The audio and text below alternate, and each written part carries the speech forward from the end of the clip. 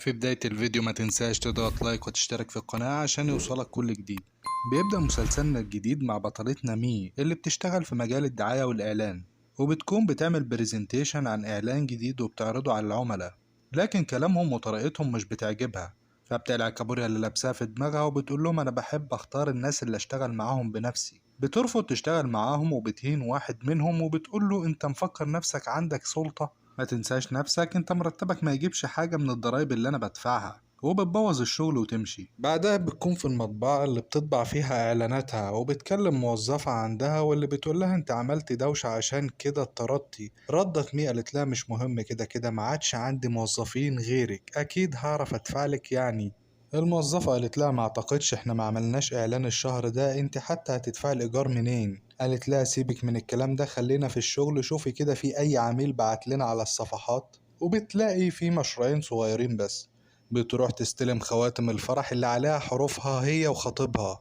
مي بترجع البيت وبتكلم مامتها في التليفون عن جوازها وبتقول لمامتها ما تقلقيش انا زوجة صالحة. وده بقى نادر الايام دي، ولسه بتكمل كلامها داست على حلق. وبتلاقي ان الحلق ده مش بتاعها، وكمان بتلاقي شعر طويل على المخدة، وبتكتشف ان خطيبها بيخونها.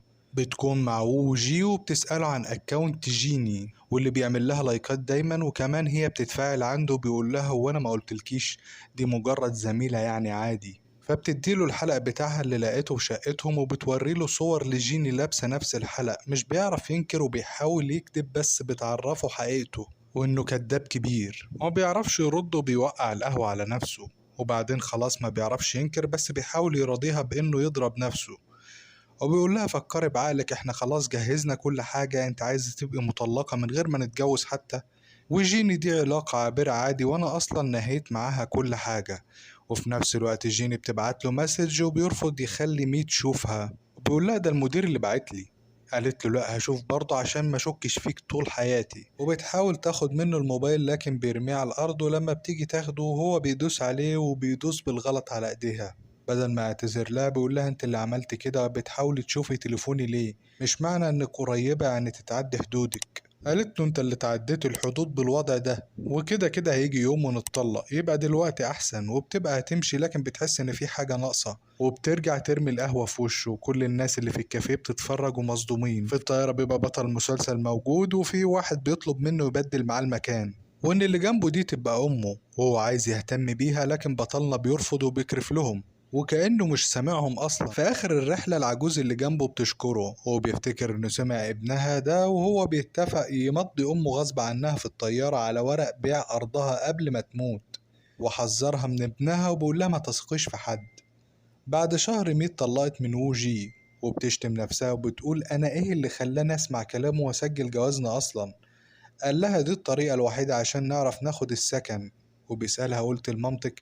وقالت إنها عرفتها إنهم أجلوا الفرح لأنه مشغول، وما قدرتش تقول لها إنها اتطلقت قبل ما يتجوزوا أصلا، وإنها هتقول لها في وقت مناسب. بيقول لها كويس إننا اتطلقنا كده الديون اللي عليك هتخف. ردت مي قالت كويس فعلا، ده أنا أعيط من الفرحة، ديوني قلت كتير. هو بيقول لها ما تكرهنيش بقى انسيني. قالت له يا عم غور من وشي بقى. وبتسيبه وتمشي. بعدها جيني بترن عليه وبيجري شبه الحمار المتهور وبيخبطها. بتبقى ماشية حزينة وبيجيلها مسجات إلغاء حجوزات الفرح كلها. بتحاول تتظاهر إنها قوية وبتقول لنفسها إنها هتعيش أحسن من غيره، وهتبقى غنية وهتروح رحلات وهتحب تاني وهتنساه، بس مشاعرها بتهزمها وبتقعد تعيط. جدة البطل بتاخد جايزة الرئيس في حفلة توزيع جوائز اليوم الصناعي، واللي عيلتها متأصلة في المخبوزات، والمخبز بتاعهم أول مخبز فتح في كوريا كلها. مي في القسم بتتفاجئ إنها اتنصب عليها في شقتها، وإنها اشترتها من نصاب والملكة الأصلية هتطردها منه، وكده فلوسها راحت عليها. بيتكلم ووجي مش بيهتم وبيقول لها احنا ناس غريبة عن بعض دلوقتي، مش كل ما يحصل حاجة معاكي هتكلميني، أنا أصلا مش هرد عليكي تاني. وبيقفل في وشها. مي بتشرب كتير وبتبقى ماشية بطريقة غريبة في الشارع، وبيعدي البطل بالعربية بتخبط فيها. بيخاف وبينزل بسرعة يشوفها، بيقول لها انت كويسة؟ قالت له بتألم شوية بس تمام يعني كويسة.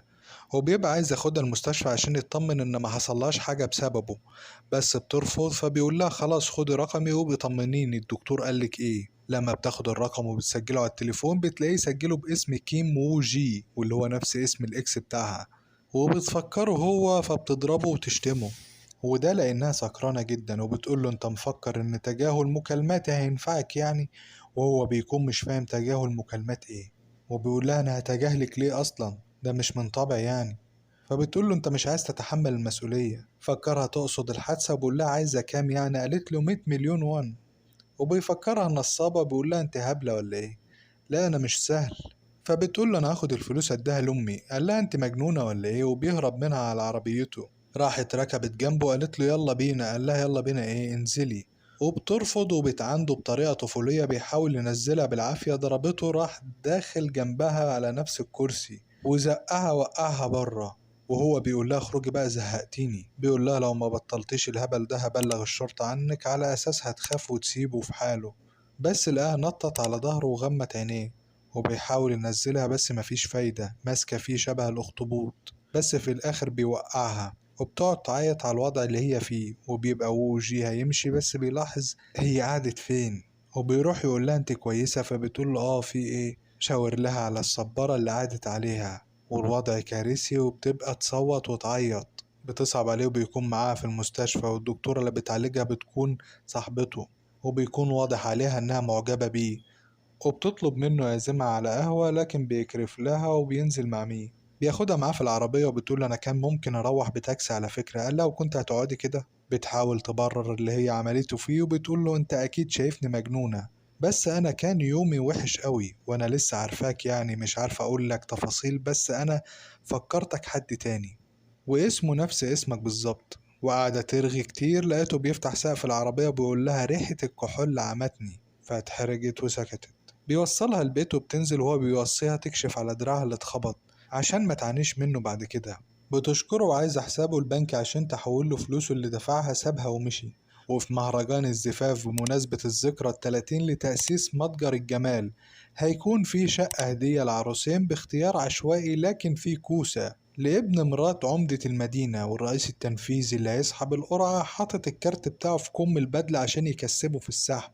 ووقت السحب الكارت يقع من كمه ويجيب كارت مطبق كده زي الكارت اللي كان معاه، والناس بتكون متحمسة تعرف مين هيكسب، والمفاجأة بيكون كارت مي. وبيتصلوا بيها وهي لسه صاحية من النوم مش مستوعبة، وتفتكر وقت ما حطت الكارت بتاعها وقدمت في الجايزة، وبتكون مش مصدقة إنها كسبت، وعايزين منها إثبات إن ما عندهاش بيت ودخلها كام وقسيمة جوازها وكده، وبتبقى مش عارفة تتصرف ازاي، وبتكون على السيستم لسه متجوزة قانوني لأنها ما سجلتش حكم محكمة الأسرة. وبتفرح جدا، والموظف بيقول للإدارة أوراقها سليمة والشروط المطلوبة متوافقة معاها، ونائب المدير بيحاول يحط شروط تعجيزية عشان يخسرها. بيقول له قالت جوزها مش هيعرف يجي، نائب المدير قال له عرفها انه لازم يجي وإلا خسرت. والموظف بلغها إنه ممكن يتلغي الفوز لو ما حضرش معاها. والمعلم هايص مع البنت التانية مي بعتت له ريكورد عشان الجايزة ما فتحوش أصلا وعمل لها بلوك. مي بتكون قاعدة على السطح مش عارفة تعمل إيه. بعدها هو بيطمن عليها تابعت مع الدكتور ولا إيه، وتشوف اسمه وتقول نفس الاسم. وقالت الموظفين هناك مش هيعرفوا لو جه معايا، هو نفس الاسم مفيش حد شافه قبل كده. بعدها بتروح تقابله وبيقول لها على الدكتور. قالت له إنها كانت مشغولة معرفتش تروح للدكتور أصلا، وسألته أنت متجوز؟ قال لها لأ، قالت له ممتاز جدا. وقالت أنا عارفة إنه هطل إن أنا أقول الكلام ده وإحنا ما اتقابلناش إلا مرة واحدة. وقالت له هو ممكن تبقى جوزي وخلاص. ويخلص الملخص.